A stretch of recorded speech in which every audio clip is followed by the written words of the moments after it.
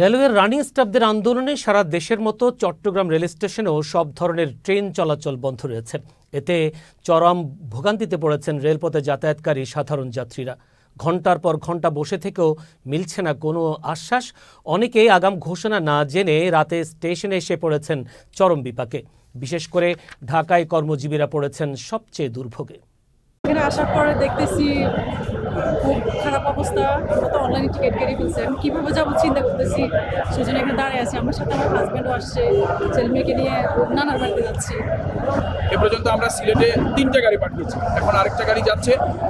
এভাবে করে দুপুর 12টায় ঢাকাতেও একটা গাড়ি যাবে, 3টাতেও যে শিডিউলগুলো আছে শিডিউল অনুযায়ী আমাদের গাড়িগুলো বিভিন্ন গন্তব্যস্থলে চলে যায়। আমরা শুনেছি সন্ধ্যা 6টাতেও চাঁদপুরে একটা শিডিউল রয়েছে, সেক্ষেত্রে আমরা ওখানে দুটো ডবল টেকার দিচ্ছি। এভাবে গাড়ির প্রয়োজনে আমাদের গাড়ি রেডি আছে। সমস্যা নেই, গাড়ি যাত্রী পৌঁছে দেওয়ার জন্য আমাদের যা করা উচিত আমরা দিয়ে সে সার্ভিসটা দিয়ে